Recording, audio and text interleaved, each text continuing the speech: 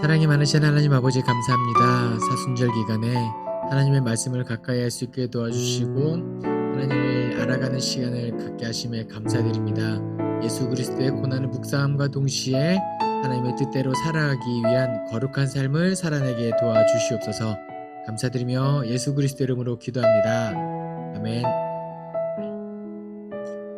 네. 이제 성경 퀴즈를 우리가 푼 지도 이제 3월 13일이니까 2달하고도 이제 2주째가 되고 있거든요.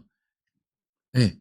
그동안에 성경 퀴즈를 꾸준히 풀으신 분들이면 이제 만약에 주보에 갑자기 성경 퀴즈가 안 나가면 뭔가 허전하고 뭔가 기다리고, 네.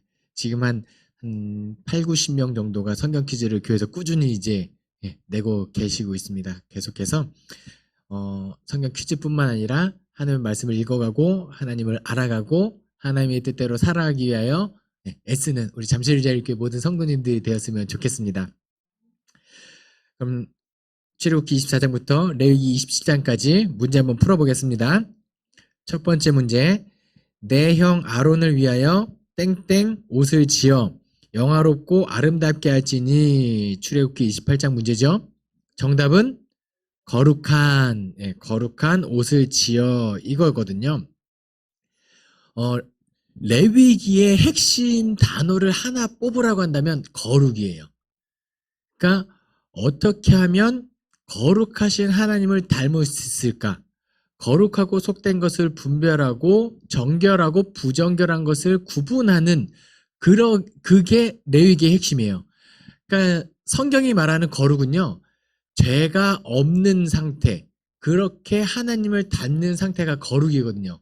그러니까 그 거룩을 위하여 우리 죄를 사하는 속죄제, 속건제 또는 그 하나님의 거룩하신 성품을 담기 위한 번제, 화제, 소제, 요제, 기타 등등 이 제물들이 다 나오는 거거든요.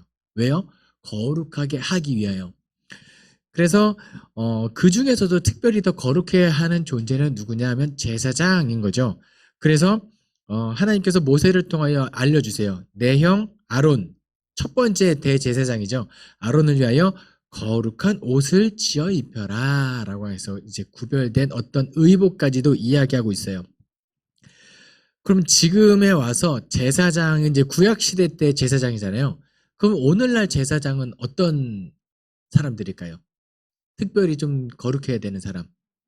네, 목사님들이나 또 직분자들, 뭔가 더 영향력 있는 사람들이 제사장이라고 보면 됩니다. 보통 목사님들, 목회자들을 이제 제사장의 직분을 이제 역할을 많이 하긴 해요. 그런데 베드로전서 2장 4절에 다음과 같이 기록되어 있어요. 그러나 너희는 택하신 족속이요 왕 같은 제사장들이요 거룩한 나라요 그의 소유가 된 백성이니 이는 너희를 어두운 데서 불러내어 그의 기이한 빛에 들어가게 하신 이의 아름다운 덕을 선포하게 하려 하심이라. 모든 사람들이 다 제사장이라고 하나님께서 말씀하세요. 그래서 모든 사람이 목회자의 역할을 할 수 있다. 그래서 막 아무나 안수하고 그런 건 아니에요. 단지 이제 신약 시대에 와서는 예수 그리스도의 보혈로 말미암아 우리가 지성소로 들어갈 담력을 얻었고 모든 사람이 제사장, 거룩한 존재가 되어 하나님을 영과 진리로 예배해야 한다 이거예요. 그래서 우리가 이왕이면 예배 드릴 때 온라인으로 예배 드리실 때도 난닝구의 반바지보다는 좀 더 그렇다고 해서 막 불편한 옷 이건 아니지만 내가 그래도 하나님 앞에 나아갈 때 거룩한 옷 이 개념을 가지고 딱 카메라 앞에 TV 앞에 서시면 예배가 더 거룩하고 은혜로워질 거라고 저는 믿습니다. 두 번째 문제, 너는 이스라엘 자손에게 말하여 이르기를 너희는 나의 땡땡을 지키라. 이는 나와 너희 사이에 너희 대대의 표징이니 나는 너희를 거룩하게 하는 여호와인 줄 너희가 알게 함이라. 정답은 안식일이죠. 안식일. 안식일 하면은 보통 원래 구약 시대에 하면은 주일, 월, 화, 수, 목, 금, 토가 되죠. 그래서 지금 이 구약 시대의 안식일을 지금도 지켜야 한다라고 하는 사람들이 제치길 안식일 교가 있어요. 이 사람들이 이제 이단이라고 우리는 이제 이야기하는데요. 그러면 왜 우리는 안식일을 7일째 토요일이 아니라 이제는 주일 썬데이가 됐을까요? 그건 뭐냐면 이제 사순절이니까 사순절은 어떤 날이 사순절이냐면요. 부활절로부터 40일. 그런데 그 중에 주일을 뺀 40일이에요. 그럼 왜 주일은 뺄까요? 왜 주일이냐면 예수님께서 이제 고난주간이 오면은 우리가 성금요일이라고 이야기하잖아요. 성금요일에 예수님께서 돌아가셨어요. 그러면은 금, 토, 주일, 장사된 지 금, 토, 사흘 만에 부활하신 날이 주일이에요. 그게 우리가 주일이라고 이야기하지만 실제로는 주의 날이라고 성경은 기록하고 있거든요. 주의 날, 예수님이 부활하신 날을 일주일에 한 번씩 기념하는 우리 주일은 소부활 주일인 거예요. 그래서 사순절에도 주일을 뺀 40일. 그러니까 주일은 예수님이 부활하신 날을 마음껏 기뻐하고 예배하는 날이 주일인 거예요. 그래서 우리의 안식일은 이제 토요일이 아니라 주일로 바뀌었다는 거, 하나 사순절날 기억하시면 좋겠고요.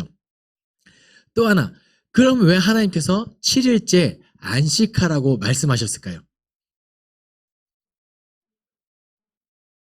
그렇죠. 첫 번째, 이 출애굽기에 나오는 이유는 뭐냐면 너희는 7일째는 쉬어라, 안식해라. 왜? 나 여호와 하나님께서 천지를 창조하시고 6일까지 모든 것을 지으시고 7일째는 쉬었으니까 너희도 안식해라. 이거죠. 어떻게 보면 너희가 하나님을 닮아라 이거예요. 이 본문에 보면 안식일을 지키라 이는 나와 너희 사이에 너희 대대 표징이니 나는 너희를 거룩하게 하는 내가 거룩하니까 너희도 안식일날 쉼으로 말미암아 거룩해져라 나를 닮아라 이게 첫 번째 이유예요. 두 번째 이유는 뭐냐면 이게 출애굽기에 나오는 것은 이제 나를 닮아라 측면이 있다면 신명기에서는 다른 이유를 말씀하세요. 뭐냐면 이제 가나안 땅으로 들어가기 직전이에요. 이제 가나안으로 들어가서 정복전이 다 끝나면 이제 이스라엘 백성은 더 이상 광야를 유리하는 백성이 아니라 정착하고 을의 존재에서 갑의 존재가 될 거예요. 그렇죠? 내 땅에 살게 되고 그러면은 나와 함께 사는 종들이나 전쟁에서 포로들이 이런 사람이 생길 거잖아요. 그때 하나님께서 말씀하시는 거예요. 7일째는 반드시 쉬어라. 그런데 너만 쉬지 말고 너희 집에 함께 있는 종들도 쉬게 해라 라고 말씀하세요. 약자 보호법이 되는 거예요. 안식일이. 그러니까 나만 쉬는 게 아니라 그렇죠. 내가 편하게 쉬려면 나의 일을 누군가 대신해야 되잖아요. 그들을 일하게 하지 말고 그들도 쉬게 해라. 안식일의 두 번째 측면은 약자 보호를 위한 게 있어요. 그러니까 우리가 주일을 가장 거룩하게 지키는 방법을 하나 뽑으러 간다면 거룩하게 예배드리고 그 다음에 쉴 수 없는 나보다 더 어려운 사람을 돌아보는 뭔가 주일을 보낸다면 우리 안식일은 베스트가 되겠죠. 그래서 안식일이 이제 하나님께서 쉬셨으니까 하나님을 닮아가는 측면과 약자를 보호하는 측면이 있다는 거 기억하시면 좋겠습니다. 3번 문제. 그러나 이제 그들의 죄를 사하시옵소서. 그렇지 아니하오시면 원하건대 주께서 땡땡에서 내 이름을 지워버려 주옵소서. 정답은 뭐죠? 기록하신 책이에요. 우리가 흔히 이 본문을 알고 계신 분들은 나의 이름을 생명책에서 지워지게 하시옵소서 막 이렇게 해도 이렇게 알고 계신 분들 많을 거예요. 그게 예전 번역에는 생명책이라고 돼 있는지 제가 확인은 못 해봤어요. 그런데 개역 개정 성경에서는 기록하신 책에서 이름을 지워버려 주옵소서라는 본문이거든요. 그럼 이 내용이 언제 나오느냐? 모세가 시내산에 올라가서 하나님으로부터 40일 동안 같이 머물면서 돌판에 언약과 십계명과 이런 것들을 받아 내려오죠. 근데 밑에서 지금 뭘 하고 있죠? 금송아지 우상을 만들고 거기에 절하고 춤추고 막 놀고 있는 거예요. 모세가 화가 나서 그 돌판 바닥에 쳐서 던지고 좀 아깝죠. 그죠? 예, 돌판을 던지고 내려와서 그 금송아지 다 부시고 다 다시 풀무불에 넣어서 녹여버리고 레위 사람들을 선택해서 우상 숭배한 자들을 하나님의 진노로 다 진멸시키는 일을 해요. 모세 입장에서는 마땅히 해야 할 일들을 한 거거든요. 그리고 나서 다시 하나님 앞에 올라가서 기도하면서 하는 이야기가 이거예요. 뭐냐면 하나님께서 모세에게 뭐라고 말씀하시냐면 출애굽기에 기록된 말씀은 아니에요. 그런데 하나님께서 내가 저 백성들 우상 숭배하는 패역한 백성들을 다 이제 쓸어버리고 너로부터 모세가 그 나이에 한 80, 90 뭐 이 나이가 됐겠죠. 그때 너로부터 다시 민족을 시작하겠다라고 말씀하시니까 모세가 하나님께 하나님 그러셔도 되는데 만일 그렇게 하시면 하나님께서 애굽에서부터 이 백성들을 끌어내셨고 내 백성 삼겠다고 하셨고 했는데 다 그들을 여기서 죽여버리면 이방 사람들이 하나님을 뭐라고 하겠습니까? 하나님의 존재가 이렇게 모독당할 수 있으니까 그러지 마시고 용서하여 주십시오. 만일 내 목숨을 대신해서 나의 이름을 기록하신 이 책에서 지워버리셔도 좋으니 우리 민족은 구원하시옵소서라고 중보기도하는 내용이 이 장면이에요.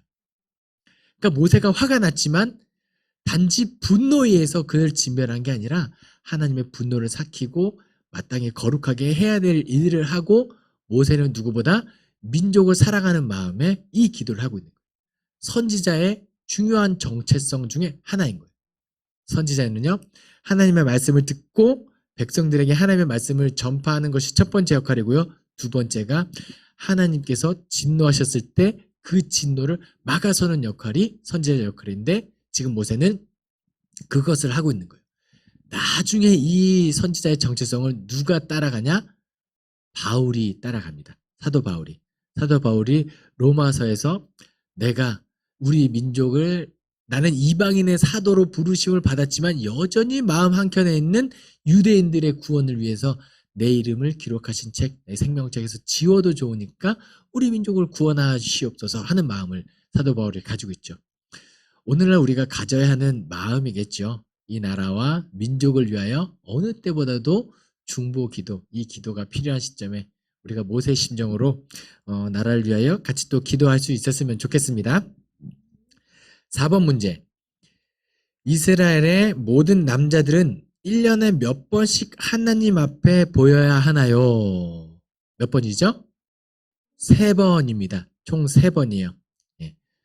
우리나라에 이런 말이죠. 3, 4번은 해야 된다. 그렇죠? 하나님 앞에 예루살렘에 모이는 게 3번은 해야 되는데요. 그 절기가 있어요. 어떤 절기냐면 첫 번째는 6월절입니다. 6월절은 6월절이랑 무교절이랑 같이 묶어서 생각하시면 돼요. 6월절은 하루고요. 그 6월절부터 7일 동안 지키는 절기가 무교절이에요. 그러니까 6월절은 어떤 절기냐? 출애굽했을 때 이스라엘의 그 애굽 땅의 모든 장자들을 하나님께서 죽이신다고 경고하셨는데 누구는 살렸죠? 이스라엘 백성들을 살렸다? 아니에요. 원래 거기 애굽 땅에 있는 이스라엘 자손들까지 다 죽어야 되는데 누구를 살렸냐면 하나님의 명령을 듣고 문설주에다가 양의 피를 바른 사람들만 살린 거예요. 이스라엘 유대인 중에 그 명령을 듣지 않은 사람들은 죽었을 거예요. 예. 그러니까 6월절은 어떤 절기다? 그 하나님의 명령을 따랐고 양의 희생 제사를 따라서 하나님께서 그 죄를 넘어간 구원한 날을 기념하는 절기가 6월절이에요. 첫 번째 6월절을 지킵니다. 두 번째는 7.7절 오순절이라고 이야기하죠. 6월절로부터 49일을 지난 50일째. 그래서 오순절이에요. 예. 오순절 성령 강림 이때거든요. 예. 예수님께서 6월절에 돌아가시고 오순절 성령 강림절인데 오순절날 지켜야 합니다. 오순절을 또 성전에 나가서 예배해야 되고요. 또 하나는 초막절이죠. 초막절은 어떤 절기냐면 이스라엘 백성들이 광야에서 힘든 시절을 보냈잖아요. 근데 이제 가나안 땅에 정착했을 때 무엇을 기념하는 절기냐면 힘든 시절을 기억하는 절기가 아니라 힘든 시기에 나와 함께 하신 하나님을 기념하는 절기예요. 그래서 굳이 편안한 내 집을 놔두고 집 앞에다가 초막을 짓고 일주일 동안 거기서 기거하는 거예요. 고난을 계속 몸에 새기면서 그때 나와 함께 하신 하나님을 기념하는 절기예요. 고생을 기억하는 게 아니라 그때의 심정을, 그때 하나님을 묵상하는 절기가 초막절입니다. 그래서 이스라엘의 모든 남자는 1년에 3번 최소한 하나님에 대한 예의, 뭐 이 측면도 있겠죠. 그래서 3번은 하나님 앞에 보여야 한다는 거 기억하시면 좋겠습니다. 5번 문제. 모세가 회막에 들어갈 수 없었으니 이는 구름이 회막 위에 덮이고 땡땡이 성막의 충만함이었으며. 정답은 여호와의 영광입니다. 우리 한번 성경 퀴즈 이제 2달 가량 했는데 이 문제 예전에 한번 풀어본 것 같지 않으세요? 이거 분명히 지금 출애굽기 처음이거든요, 우리. 네. 성경 본문이 예전에 열왕기 상하, 역대 상하, 에스라, 느헤미야 쭉 하고 시편 좀 넘어갔을 때 다시 창세기로 넘어오고 창세기부터 풀고 있는데 와, 이 문제 어디서 본 것 같은데 기억 안 나면 다시 옛날 문제 다시 풀으셔도 되는데 그게 아니라 이거 어디서 나왔냐면 열왕기 역대기쯤에서 솔로몬이 성전을 짓고 그때도 성전이 완공되었을 때 거기에 하나님께서 여호와의 영광이 가득함이었더라 이렇게 얘기하니까 어렴풋이 기억이 날 거예요. 왜냐하면 시내산에 거하시던 하나님이 이제 이스라엘 백성과 함께 이동하기 위하여 성막에 머무시게 되셨고 그 성막의 천에 있는 것이 마음이 아픈 다윗이 성전을 짓겠습니다. 너는 피가 많아서 안 된다. 이제 성막이 아니라 내 아들 때 성전을 짓게 하겠다 해서 그때부터 이 성막이 그대로 성전에 들어가는 거예요. 네. 성전에 다른 게 있는 게 아니에요. 성전에 이 성막이 그대로 들어가서 언약궤도 있고 뭐 다른 것들이 다 있는 거예요. 성전 기구들이, 성막 기구들이.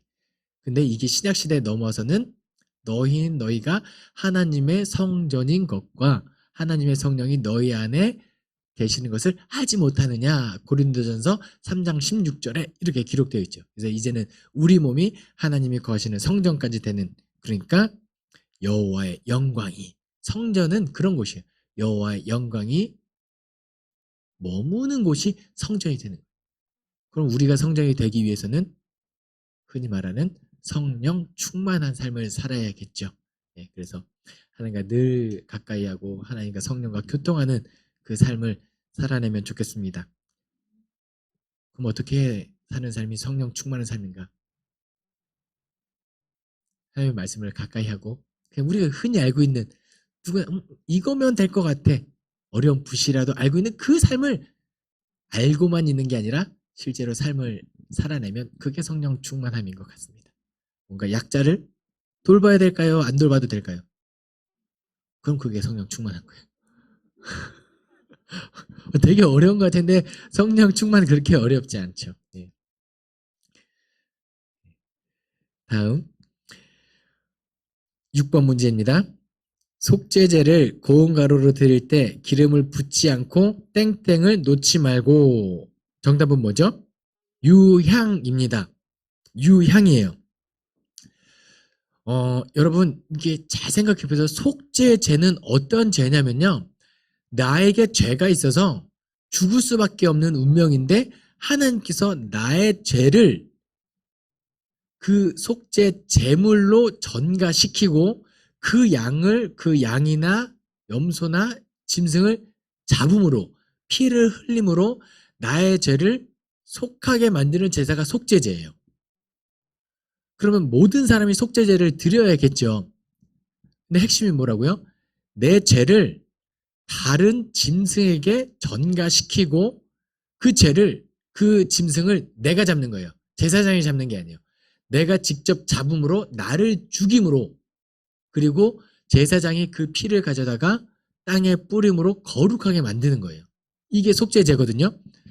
그럼 누구나 죄가 있는 사람이 아니라 모든 사람이 해야 되는 게 속죄제예요. 그런데 핵심이 뭐라고요? 송아지, 양, 어린 양 이렇게 되는 거예요. 그런데 가난한 사람, 지금 내가 당장 양도 없고 소도 없고 어린 양조차 버거운 사람들이 있을 거 아니에요. 그럼 이 사람들은 그냥 속죄제도 안 하고 죄가 있으니까 죽어야 되나요?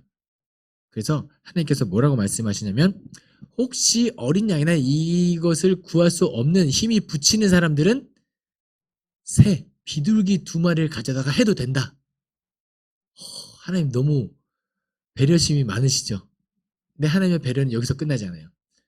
혹시 이 비둘기 2마리조차 힘이 붙인 사람은 소재, 고운 가루를 가지고 와서 속죄제를 드려도 된다라고 말씀해요. 피 흘림이 없지만 하나님께서 그것을 가지고 오는 사람을 죄를 대신해 주겠다고 말씀하세요. 그런데 하나님의 배려는 또 여기서 끝나지 않아요. 원래 소재는요, 고운 가루를 하나님께 드리는 제 향기로운 향기로운 향을 내서 하나님과의 관계를 회복하게 하는 속죄 제사가 아니에요. 소재는요, 고운 가루에서 향기를 내는데 고운 가루에다가 기름과 유향을 넣고 그 타는 냄새가 거룩한 향기로운 제사를 하나님께 올려드리는 거거든요.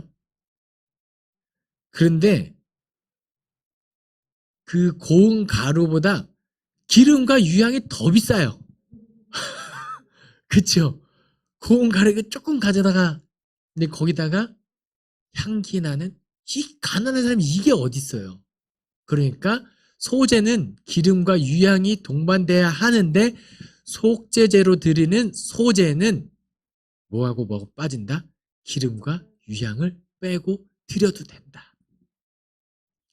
하나님께서 여기까지 해준다. 여기까지.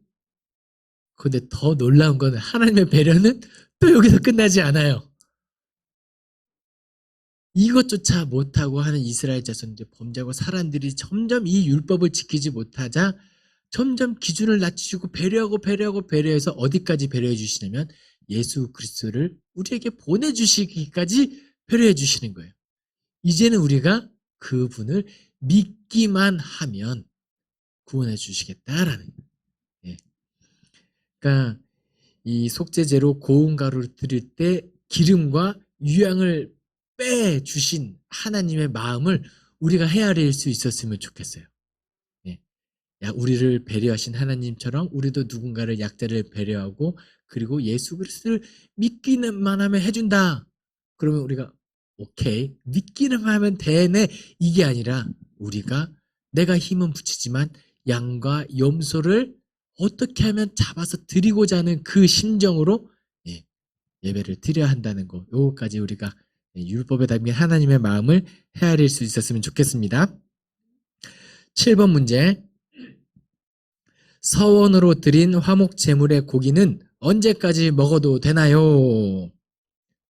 또 객관식이죠. 1번 둘째 날, 2번 셋째 날, 3번 넷째 날, 4번 다섯째 날. 정답은 둘째 날까지 먹어도 됩니다. 이게 좀 헷갈리신 분들이 있을 텐데요. 원래 화목 제물로 드린 제물은요, 그날 먹어야 돼요. 그런데 서원으로 드린 제물까지는 하루를 더 연장시켜 줍니다.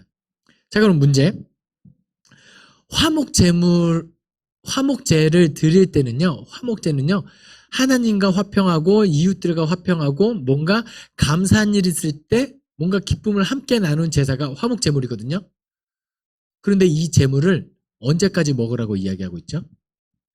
그날 혹은 그 봐주고 그 다음날까지 먹으래요. 왜일까요?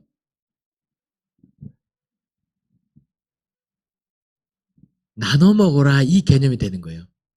근데 보세요. 이영호 목사가 너무 기분이 좋아서 하나님 제가 소를 잡겠습니다. 이랬어요. 저희 집에 4가족이 살고 있습니다. 저랑 아내랑 장모님과 유겸이 6살. 소 한 마리를 우리 가족이 그날 당일날 먹을 수 있을까요? 못 먹어요. 그러면은 우리 가족이 4가족이 먹고 남은 걸 다음 날에는 버려야 되니까 그냥 버립니까? 아니에요. 나눠 먹으면 되겠죠. 누구랑 나눠 먹죠? 내가 아는 사람들, 내 그 주변에 있는 지인들과 조금씩 조금씩 나눠도 다 나누기 힘들어요. 그러면 그때부터는 유통기한이 임박하면 그냥 눈에 보이는 고기 가져가세요. 고기 가져가세요. 다 나누게 되겠죠. 이 개념이에요. 누가 우리의 이웃이냐? 우리가 예수님께서 우리에게 기도를 가르쳐 주실 때 이렇게 기도합니다. 하늘에 계신 우리 아버지라고 고백하죠. 하늘에 계신 우리 아버지. 우리라고 고백할 때는요. 나, 너, 우리인데 내 기준에서 우리가 아니라 하나님 입장에서 우리인 거예요. 그러니까 우리의 이웃은요. 나하고 친한 사람, 내 주변 사람뿐만 아니고 하나님의 기준에서 모든 사람이 우리의 이웃이 되는 거예요. 그리고 또 주기도문에 뭐라고 고백하냐면요. 우리에게 날마다 우리에게 일용할 양식을 주시옵고라고 고백하잖아요. 나중에 근데 일용할 양식에서 일용할이라는 개념은 어느 정도의 양의 음식을 이야기할까요?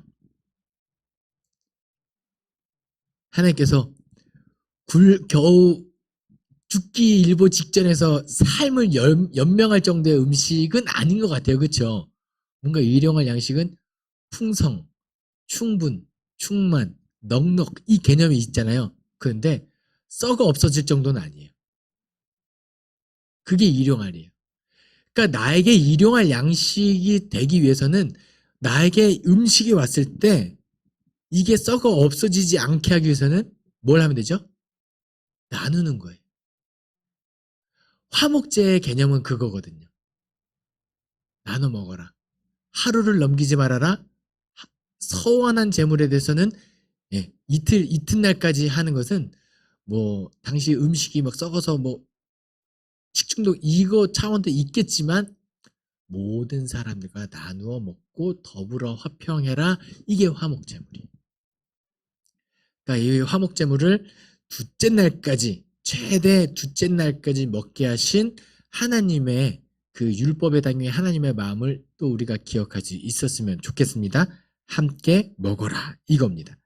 차라리 버리고 말지. 내가 이 사람한테 음식 줄 바에는 차라리 버린다. 그런 이웃이 나에게 없어야 하고 혹시 그런 이웃이 내 삶에 이 사람은 나의 사랑을 도저히 사랑할 수 없다 싶은 사람이 있을 수 있어요. 하지만 내가 저 사람한테 주느니 음식을 버린다는 그 마음은 갖지 말아야겠다. 우리 기억하면 좋겠습니다. 8번 문제. 이는 너희가 영원히 지킬 규례라. 이스라엘 자손의 땡땡을 위하여 1년에 한 번 속죄할 것이니라. 아론이 여호와께서 모세에게 명령하신 대로 행하니라. 정답은 모든 죄. 모든 죄? 뭔가 특별한 답이 있을 것 같은데 모든 죄. 그런데요. 창세기, 출애굽기, 레위기, 민수기, 신명기 이것을 모세오경이라고 이야기하죠. 그리고 이 모세오경을 또 두 글자로 줄이면 율법이라고 이야기해요. 그래서 성경책을 쭉 읽다가 신약, 구약 통틀어서 율법, 계명, 규례, 율례 이 구절이 이 단어가 나오면 그냥 모세오경을 떠올리시면 돼요. 그런데 그만큼 성경에서 율법이 이 개념이 매우 중요하죠. 모세오경이 정말 중요한 책인데 창출, 레민, 신, 모세오경 중에 가장 중요한 책을 하나 뽑으라고 한다면은 뭘까요? 문학적으로 뭔가 다 중요하죠. 다 중요한데 그 중에서도 의미적으로 가장 중요한 책을 뽑으라고 한다면 레위기입니다. 의외죠. 왜 레위기일까요? 유대인의 문학은요. 우리는 기승전결 또 이런 게 익숙하잖아요. 그런데 이 사람들은요. 뭔가 데칼코마니 같은 느낌으로 문학 구조를 잡아요. 그러니까 수미 쌍관에서 첫 번째 들어가는 말과 마무리하는 말부터 뭔가 시작해서 점점 가운데를 향해서 중심 내용을 향해서 가고 있는 문학 구조를 가지고 있어요. 꺽쇠 구조라고 이야기하는데요. 그러면은 창세기부터 시작해서 가운데를 향해 가죠. 마무리 신명기부터 시작해서 가운데를 들어가요. 어디를 향해 가냐? 레위기 가운데. 레위기 책이 가장 중요한 거예요. 율법의 핵심은 율법을 지킴으로 말미암아 나의 거룩함을 유지하고 나의 거룩함을 유지함으로 말미암아 하나님과 함께하는 삶, 이게 율법이거든요. 어떻게 하면 내가 이 율법을 지켜서 거룩하고 하나님으로부터 의롭다함을 얻을 수 있을까? 이게 율법의 핵심인데 그것을 다 담고 있는 내용이 레위기인 거예요. 레위기가 가장 중요하다라고 볼 수 있죠. 그런데 그 레위기에서도 가장 중요한 장을 뽑아라 라고 하면 이 레위기 16장이 되는 거예요. 헐, 무슨 날이냐? 레위기 16장은 뭘 기록하고 있는 날이냐? 성경책을 보시면 아마 속죄일이라고 적혀 있을 거예요. 아마 제목은 속죄일인데 이 날을 어떤 날이냐면 대속죄일인 거예요. 어떤 날이냐면 대제사장이 1년에 한 번 온 이스라엘의 죄를, 온 회중의 죄를 가지고 지성소로 들어가는 날이에요. 원래는 지성소로 못 들어가요. 제사장, 대제사장도. 성소까지만 들어가는 거예요.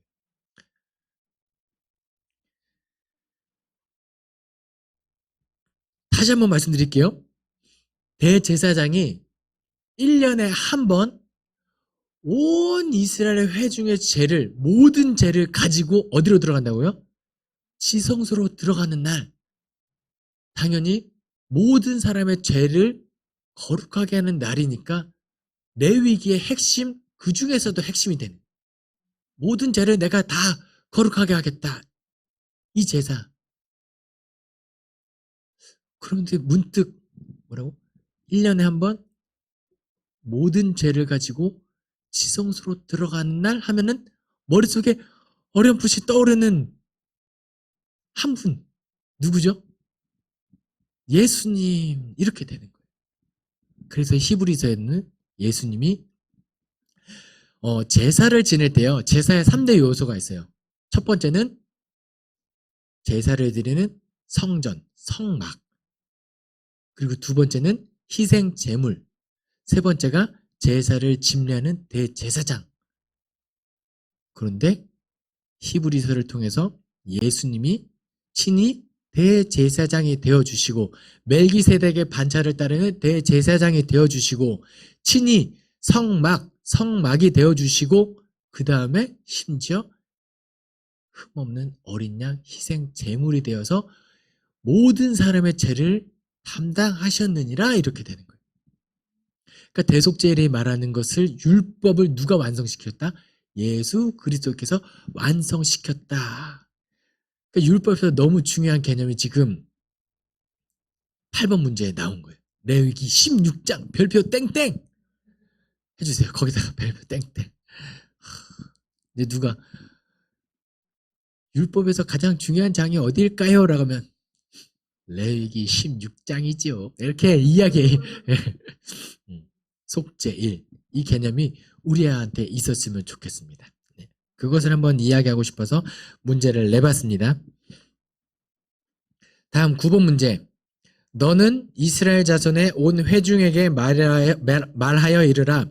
너희는 땡땡하라. 이는 나 여호와 하나님이 거룩함이니라. 정답은 뭐죠? 거룩. 예. 레위기의 또 핵심 주제, 아까 아론의 제사장 거룩한 옷을 입혀라 해서 제가 이제 9번 문제에서 또 거룩을 이야기할까 말까 하다가 다시 한번 이야기합니다. 왜요? 너무 중요한. 예. 그럼 다시 한번 물어볼게요. 왜 우리는 거룩해야 할까요? 이 구절에 따르면 하나님께서 거룩하시기 때문에, 하나님께서 거룩하시기 때문에 우리가 거룩해야 되는 거예요. 우리가 하나님을 닮아가야 하는 백성이고 그리스도를 닮아가야 하기 때문에 그리스도인이라고 이야기하는 그런 측면인 거죠. 그럼 보세요. 하나님이 거룩하시니 우리가 거룩해야 된다. 맞지요? 요한일서에서는 이렇게 이야기합니다. 하나님은 사랑이시라. 그럼 우리도 사랑해야 하는 거예요. 하나님은 기쁨이시다. 그럼 우리도 기뻐해야 하는 거예요. 하나님께서 행복하신 분이면 우리가 행복해야 돼. 매우 중요한 측면이죠. 우리는 기본적으로 무엇을 닮아가야 된다?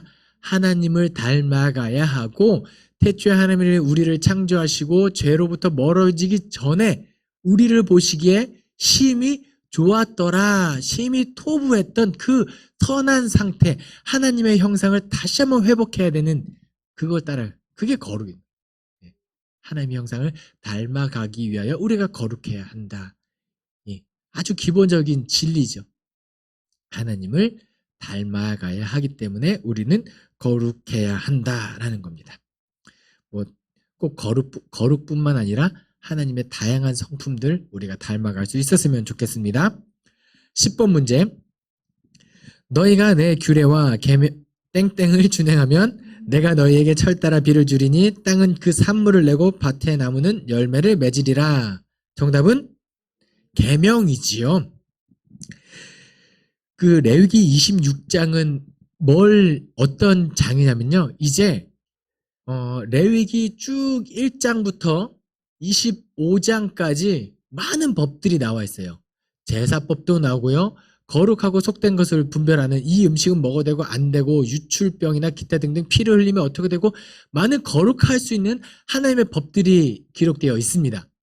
그런데 이 모든 것들을 다 끝내고 나서 26장에 비로소 뭐냐면 이 율법과 이 규례와 계명을 준행하면 이거예요. 뭐냐면 그 앞에 나온 모든 법들은 하나님 보시기에 너가 이 약관에 동의하겠느냐 이런 측면이 있어요. 약관에 동의하고 거기에 도장 찍으면 이제 그게 언약이 되는 거예요. 언약 맺은 백성, 하나님의 선택된 민족이 되는 겁니다. 그것을 하겠느냐? 예, 하겠습니다. 이 규례와 계명을 준행하면 네, 하겠습니다 하고 하면 계약이 된 거죠. 그럼 그 약관에 동의하고 그 약관대로 살아내면 혜택을 받는 거예요. 그럼 내가 너희를 축복하겠다 되는 거예요. 그런데 이것을 율법대로 준행하지 않으면, 여호와를 경외하지 않으면, 이 율법을 약관에 동의한다고 했으면서 이 율법을 지키지 않냐면 하나님께서 저주하겠다 내용이 레위기 26장에 나오고 있어요. 그래서 축복과 저주 본문, 이 약간의 율법을 지키면 축복, 그렇지 않으면 저주. 그런데 축복하는 내용이 많이 나올까요? 저주하는 내용이 많이 나올까요? 저주가 안타깝게 훨씬 많이 나와요. 훨씬. 그냥이 아니라 훨씬. 저는 이것도 어떻게 보면 나약한 인간을 향한 하나님의 배려, 하나님의 사랑이라고 생각해요. 이거 지켜. 꼭 지켜. 잘하는 거는 그냥 잘하니까 잘하는 대로 그냥 넘어가면 돼요. 잘 지키는 사람들은 그냥 잘하는 사람은 뭘 해도 잘하는데 이거 지켜야지. 안 지키면 이거 안 돼. 저주받으면 안 돼 하군. 심판하고 싶지 않은 하나님의 마음이 이 저주를 더 길게 쓰신 것 같아요. 축복하고 싶은 마음이야 오죽하겠습니까? 그래서 하나님께서 지키면, 이 율법을 지키면 1000대까지 베풀어 주겠다. 저주하면 3, 4대를 저주하겠다. 축복하고 싶은 마음이 훨씬 큰 거예요. 그런데 하나님의 배려는 여기서 끝나지 않습니다. 원래 저주를 받으면 이방의 손을 통해 너희를 다 끊어내고 너희 죄로 말미암아 땅이 더러워진다고 표현하고 있거든요. 왜냐면 우리가 아담, 흙에서 왔기 때문에 땅이 더러워져요. 그럼 땅이 우리를 토해냅니다. 그럼 그 땅에 머물 수 없는 거죠. 땅에 토해내서 다른 민족으로 끌려가고 막 이렇게 돼요. 그래서 우리는 이제 없어지는 거죠. 그런데 하나님께서 우리가 죄로 말미암아 그 땅에서 토해지고 계속해서 죄를 범죄할 것을 알고 계셨을까요? 모르셨을까요? 알아요. 그래서 이 레위기 26장에 어떤 내용이, 놀라운 내용이 기록되어 있냐면 너희가 땅이 너희를 토해내고 이방으로 끌려간 다음에 그곳에서 하나님이 진노하셔서 내리신 징벌을 기쁘게 받아들이고 회개하면 다시 돌아오게 하겠다. 회복하게 하겠다는 그 약속이 여기 기록되어 있어요. 놀라운 하나님의 배려죠. 돌아오면 은혜롭고 자비롭고 노하기를 더디하고 인애가 크신 하나님이 다시 돌아오게 하겠다는 내용이 이 레위기에 기록되어 있는 거예요. 실제 언제 이루어지죠? 나중에 이사야 때, 예레미야 때, 이때 이루어지는 내용이 기록되어 있다는 거 기억하면 참 좋겠습니다. 그래서 우리는 적어도 약관에 동의한 백성들은 아닌가요? 하나님의 말씀대로 살아가겠습니다라고 동의하고 또 세례를 받았잖아요. 그래서 우리는 이제 약관에 동의했으니까 언약 맺은 백성의 삶을 살아갈 수 있었으면 좋겠습니다. 10번 문제에서 마지막 또 재미난 팁을 하나 드리고 이제 강의를 마쳐볼게요. 시내 산에 머물러서 하나님과 이스라엘 백성들이 언약 맺은 백성이 돼요. 그런데 재미있는 거는 그 레위기 시내산 측면으로 시내산으로 오기 전에 광야 생활과 시내산을 떠난 광야 생활에서 내용이 반복되고 있는 것을 볼 수 있어요. 뭔가 물이 없어서 원망하는 장면이 출애굽기에도 나오고 민수기에도 나와요. 배고프다고 해서 만나를 내려주는 장면이 출애굽기에도 나오고 민수기에도 나와요. 고기가 먹고 싶다고 해서 원망하는 장면이 출애굽기에도 나오고 민수기에도 나와요. 아, 하나님! 이 장면이 나오는 거죠. 예. 하나님께서 그때마다 물 달라고 하면 물 주시고, 배고프다 그러면 만나 주시고, 고기가 먹고 싶다 그러면 메추라기 주시고 하잖아요. 그런데 출애굽기의 원망과 민수기의 원망에 결정적인 차이점이 하나 있습니다. 뭘까요? 언약 맺기 전과 후의 차이잖아요. 언약 맺기 전에 원망했을 때는 그냥 다 들어주세요. 근데 민수기 나중에 한번 가만히 살펴보세요. 들어주시긴 하는데 뭐가 동반되냐면 하나님의 징계가 동반돼요. 벌이 내려집니다. 언약 맺기 전에는 다 들어줬지만 언약 맺은 다음에 이 약관에 동의하고 거룩한 백성으로 살기로 다짐한 사람들에게는 이제 하나님께서 회초리를 드신다. 그래서 우리가 계속해서 하나님의 믿는 사람으로서 온전히 살아가겠다고 다짐하고 다짐할 때는 하나님께서 뗐을 때도 있지만 가끔 하나님의 징계를 두려워하면서 우리가 더 거룩해지는 측면이 있다는 거 출애굽기와 민수기 내용을 통해서 다시 한번 또 한 가지 팁을 드렸습니다. 네, 계속해서 사순절 우리 지내고 있는데요. 예수님의 고난을 묵상함과 동시에 또 하나님께서 예수 그리스도를 통하여 우리에게 주신 놀라운 자유함을 함께 기억할 수 있는 귀한 절기가 되었으면 좋겠습니다. 기도하겠습니다. 사랑이 많으신 하나님 아버지 감사합니다. 오늘도 부족한 종의 입술을 통하여 하나님의 말씀이 선포되게 하시니 감사드립니다. 하나님의 말씀을 알아가고 하나님의 뜻을 깨닫고 무엇보다도 하나님의 뜻대로 살아갈 수 있게 도와주시옵소서. 그렇게 거룩한 백성이 되기를 소망합니다. 우리를 겸손하게 하실 줄 믿사오며 예수 그리스도 이름으로 기도합니다. 아멘.